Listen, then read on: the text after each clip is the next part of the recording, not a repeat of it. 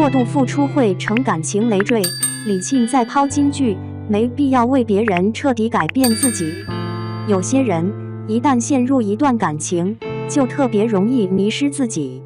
总以为付出的越多，对方就会越加珍惜。其实，在感情的世界里，付出与回报从来不是等比的。有时候，过度的付出反而会给对方造成很大压力。01。自从看过一次李沁在恋综《机智的恋爱》中表达的一些观点后，就觉得她是一个对感情理解特别通透的女生，对自己的事业有长远的规划，对自己的人生也有明确的方向。最新一期《机智的恋爱》中谈到了高位社交与低位社交的话题。起初我不太理解这个概念，但通过节目的呈现和嘉宾的阐述，其实这和人际交往中有效社交及无效社交有异曲同工之妙。李沁眼中的高位与低位社交，其实是由自我和对方的付出感受对比决定的，但付出也要掌握一个度，你不可能也没必要彻底的去改变自己。就像是魔方，通过转动是可以有一些色彩组合上的变化，但你终究无法改变它整体的形状。要记得，一只耳朵倾听世界，另一只耳朵倾听自己。真的想说，他这段理解确实很优秀，击中了很多现实恋爱中有些人的致命伤。比如，一些人在恋爱中就是付出型人格，虽然他享受这样的付出过程，如果遇到的是彼此喜欢的人，这种付出也会让对方享受其中，可以为感情增温。可是如果对方并不喜欢自己，那这种付出非但没有任何实质性意义，还会引起别人的反感。简而言之就是，喜欢你的人，你做什么都对；不喜欢你的人，你做什么都不对。不得不说，李沁三观真的太正了，对于恋爱中应该注意的方面也很有自己独到的见解，比喻也特别贴切。感情关系本就是这样，为了让感情发展更顺利，在相处中有时候确实需要做出改变，但不意味着要失去自己我。付出是相互的，所以一只耳朵倾听世界，另一只耳朵倾听自己。很多人把恋爱和付出程度划等号，总以为付出的越多就是向对方表达自己有多在意，对感情有多重视。可是殊不知，过度付出确实会给对方造成很大的压力，尤其是男女的感情当中，一定是你来我往的较量，所以对方的感受是特别重要的，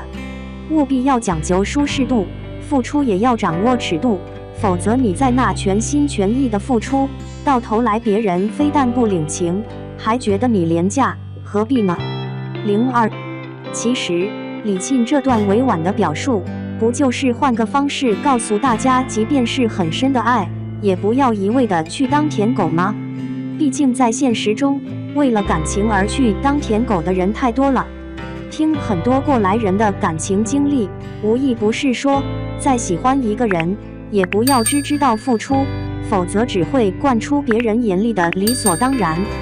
如果你付出的过多，你以为自己付出了很多，但对方会把你的付出当成理所当然，也许一开始会感激，但最后会变成理所当然，觉得这就是你应该做的事。比如有的女生一旦确定恋爱关系以后，就开始各种付出，为男朋友洗衣服、打扫卫生，以及各种妥协和迁就。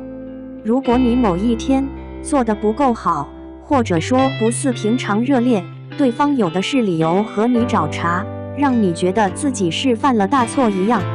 连歌词中都在唱被偏爱的有恃无恐，有时候爱得太深，付出的太多，确实会让对方恃宠而骄。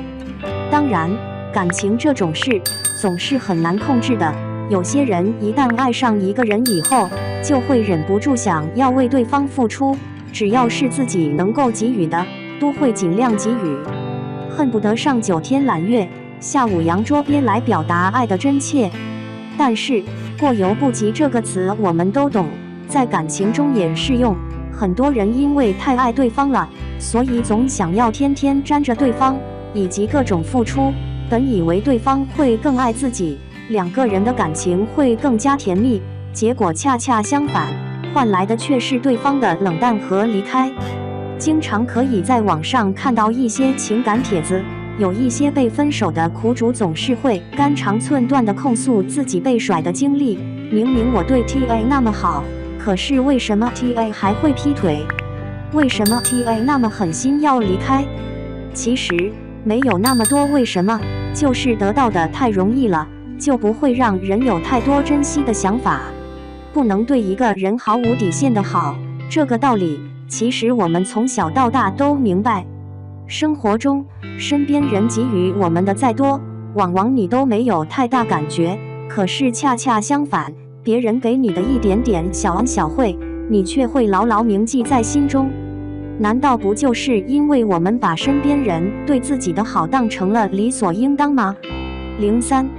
感觉好像就是嫁了个人，结了个婚，怎么还回到封建社会了呢？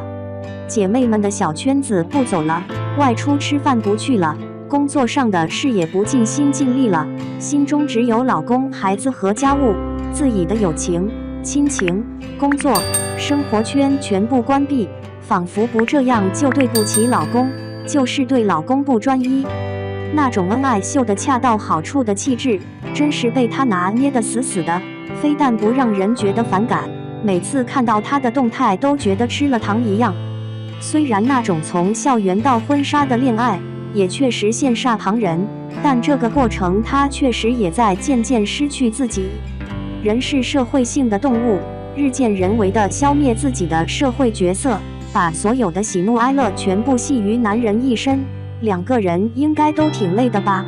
所以除了家庭和另一半，其实自己的世界也很重要，那是家庭生活的润滑剂。人都是在平淡日子中自我成熟、自我长大，但前提是永远不要放弃自己，保留一点本我。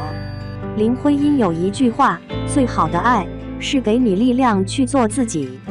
如果一份感情让你很累，没安全感，那它就是在消耗你；如果一份爱让你越来越自信，那它就是在滋养你。最好的爱不是给你我的全世界，而是给你力量去做自己。